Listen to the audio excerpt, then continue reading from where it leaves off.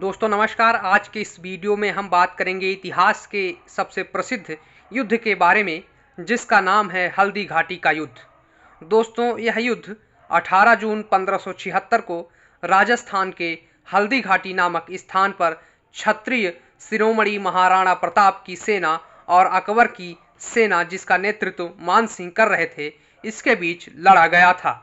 दोस्तों यह युद्ध शुरू होता है और पहला वार महाराणा प्रताप की सेना के द्वारा किया जाता है। यह वार इतना जोशीला था या जोश से भरा हुआ था कि मुगल सेना जान बचाकर भाग खड़ी हुई। तभी मुगल आरक्षित फौजों का सेनापति मेहतर खान ने चालाकी दिखाते हुए झूठी अफवाह फैला दी कि बादशाह अकबर शाही सेना लेकर स्वयं रणभूमि में आ रहे हैं। मुगल सेना ने बादशाह के आने की बात सुनकर साहस बांधकर पुनः मैदान में उतरी और दोनों सेनाओं के बीच युद्ध छिड़ गया। युद्ध सुबह से शुरू हुआ था और अब दोपहर हो चुकी थी। राजपूत सेना और महाराणा मुगल सेना की ऐसे काट रहे थे मानो काल स्वयं रणभूमि में आ गया हो। जब राजपूत सेना पुनः मुगल सेना पर भारी पड़ रही थी, तभी मुगल सेना द्वारा चारों तरफ से बाणों की वर्षा की गई और तोपों से गोले बरसाने लगे, जिसके कारण राजपूत सेना के खेमे में निराशा छाने लगी।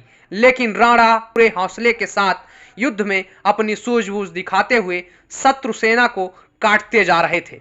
राणा मुगल सेना को मारते हुए अचानक मान सिंह के पास पहुंच गए। मान सिंह को देखते ही राणा प्रताप गुस्से में आ गए और चेतक ने मान सिंह के हाथी के ऊपर अपने दोनों पैर टिका दिए और महाराणा ने अपने भाले से मान सिंह के ऊपर वार किया, लेकिन मान सिंह हाथी के ओहदे में छुप गए, जिसके कारण मान सिंह का भाला हाथी के महावत के ऊपर जा लगा और इस तरह से मान सिंह महाराणा प्रताप के वार से बच गए।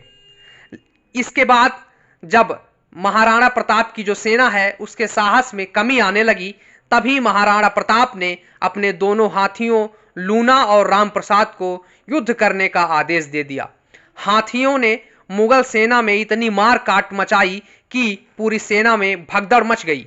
इसको देखते हुए मुगल सैनिकों ने दोनों हाथियों के महावतों के ऊपर गोली चला दी, जिससे दोनों हाथी के जो महावत थे वह जमीन पर गिर पड़े। इसके बाद दोनों हाथियों को मुगल सैनिकों द्वारा अपने वश में कर लिया गया, जो कि चारों तरफ अनियंत्रित होकर घूम रहे थे। इधर राणा विकराल रूप धारण कर मुगल सेना को काट रहे थे। महाराणा युद्ध के दौरान शत्रु सेना से घिर चुके थे, लेकिन प्रताप ने अपने संतुलन को बनाए रखा तथा अपनी शक्ति का अभूतपूर्व प्रदर्शन करते हुए मुगल सेना में उपस्थित बलिष्ठ पठान बहलोल खान के वार का प्रतिकार किया। बहलोल खान को उसके घोड़े सहित बीचों बीच दो फाड़ कर दिए।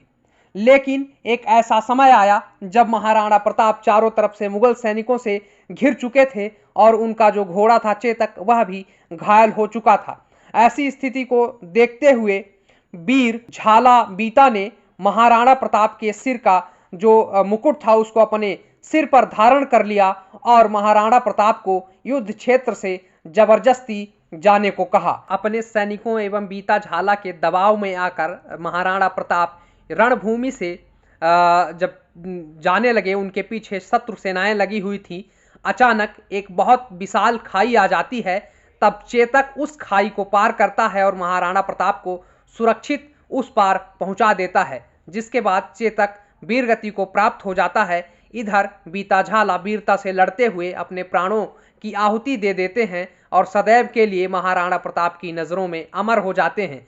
महाराणा प्रताप यहाँ युद्ध भूमि से जाने के बाद जंगलों में निवास करते हैं और वो प्रण लेते हैं कि जब तक मैं अपने पूरे क्षेत्र को मुगल सेना से आजाद नहीं करा लूंगा, तब तक मैं सुखमय बिस्तर पर नहीं सोऊंगा, घास की रोटी खाऊंगा।